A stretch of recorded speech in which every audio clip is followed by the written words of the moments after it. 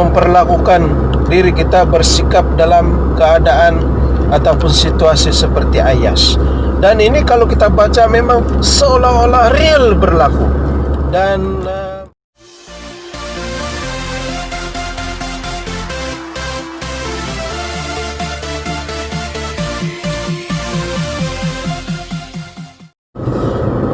Assalamualaikum warahmatullahi taala wabarakatuh.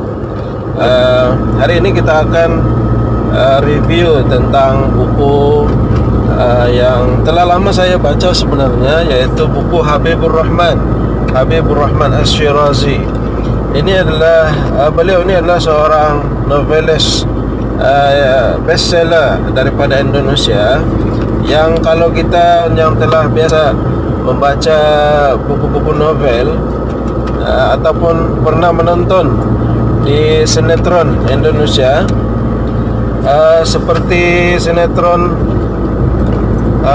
Ketika Cinta Bertasbih, ayat-ayat cinta, itu semua adalah sebenarnya hasil karya besar Habibur Rahman Asy-Syirazi yang telah adaptasi di dalam bentuk film.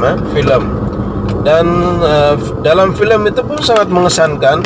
Tetapi bagi mereka yang telah membaca buku-buku novel ataupun tulisan daripada Habibur Rahman, tentu terkesan lebih banyak scan di dalam buku itu yang sebenarnya tidaklah diterjemahkan seluruhnya di dalam film ataupun sinetron yang ditayangkan itu. Jadi begini, kalau tuan-tuan, saudara-saudari membaca buku-buku Ustaz Habibur Rahman Asy-Syirazi ataupun lebih dikenali Kang Abek, kita terkesan. Satu daripada kesan yang saya dapat jejak daripada Kang Abek ini, dia seorang yang jenius sebenarnya.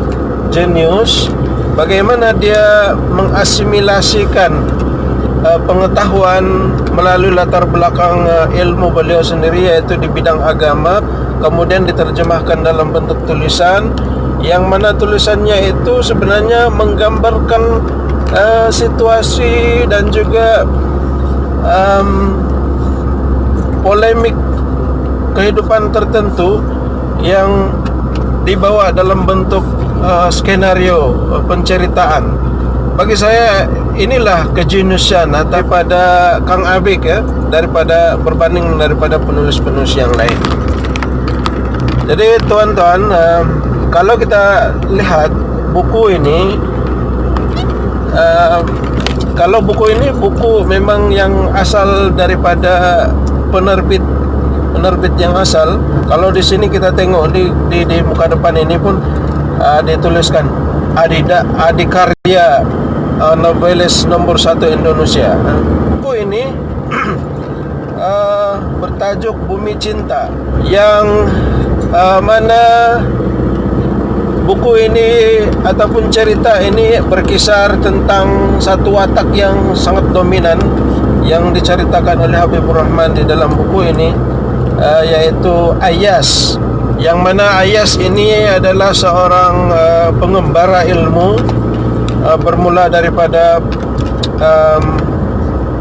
pengajiannya di pesantren, kemudian menyambung pengajian ke Pakistan, dan akhirnya beliau tergeletak di bumi Stalin ataupun bumi Rusia, di mana beliau di sana belajar ataupun mengadakan studi, menyambung pengajian beliau, dan di sanalah berlakunya sebahagian ataupun 80% daripada isi cerita ini berkisar tentang pergolakan hidup yang dialami oleh Ayas, kemudian bagaimana dia mengadaptasi dirinya dengan ruang lingkup di mana dia hidup ketika itu, bagaimana dia belajar macam mana untuk tetap mempertahankan Islamiknya Ayas itu dengan keadaan di Rusia di tempat dia belajar pada waktu itu. Dan di sanalah berlakunya isi penceritaan ini, yaitu berkaitan dengan cerita bagaimana begitu apiknya Kang Abek ini menceritakan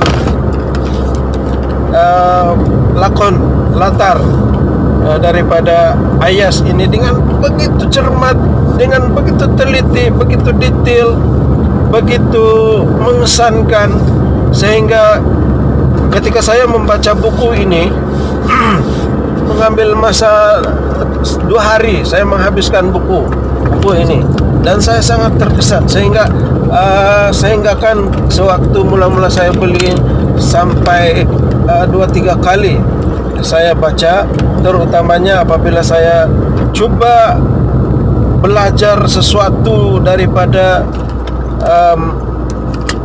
Kang Abek sendiri, terutamanya dari segi macam mana dia menerapkan ilmu agama ini dalam bentuk skenario, kemudian digayakan dalam bentuk penulisan, dalam bentuk lakon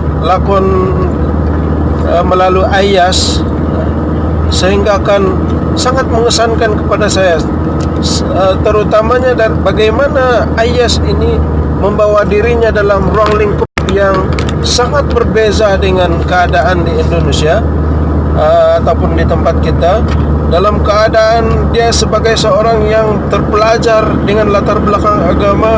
Dia berada dalam situasi yang sangat mencabar dan sangat berbeza 360 darjah berbanding dengan kehidupannya sebelum. Tetapi di dalam cerita ini Kang Abek mampu melakar kepada kita kehebatan beliau dan kepakaran beliau, serta memberikan kepada kita ini visi bagaimana kita memperlakukan diri kita, bersikap dalam keadaan ataupun situasi seperti Ayas. Dan ini kalau kita baca memang seolah-olah real berlaku. Dan kelebihan daripada Kang Abek ini, beliau ini ketika menerbitkan ataupun menghasilkan tulisan ini, beliau telah membuat kajian yang mendalam di tempat ini dan sebagainya. Semua tempat yang digambarkan sebagai latar daripada senario Ayas, semuanya adalah benar.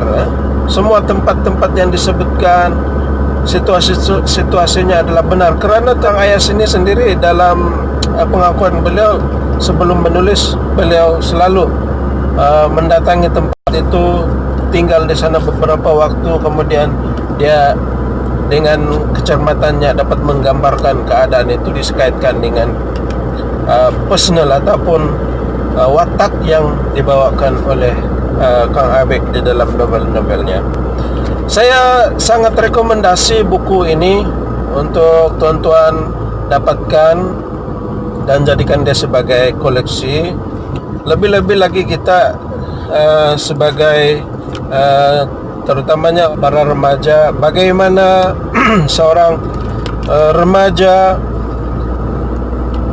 bergelut dengan dirinya, kemudian bagaimana dia bersikap dengan situasi yang dilaluinya, bagaimana dia tetap bertahan dalam keadaan sabar dan penuh kecekalan. Gitulah watak yang dibawa oleh yang ditempatkan oleh Kang Abek di dalam diri Ayas itu sendiri. Saya sangat sarankan supaya tuan-tuan usahakan buku-buku tulisan Ustaz Habibur Rahman ataupun Kang Abek, dan seboleh-bolehnya usahakan dapatkan bukunya dalam versi tulisan yang asli, yaitu bahasa Indonesia, supaya apa yang disampaikan oleh penulis benar-benar daripada tulisan yang asli, kemudian kita dapat menangkap pesan-pesan yang sangat mendalam daripada penulis. Saya sarankan, saya rekomendasi buku ini untuk tuan-tuan dapatkan. Mudah-mudahan ini bermanfaat untuk tuan-tuan dan juga saya sendiri. Assalamualaikum warahmatullahi taala wabarakatuh.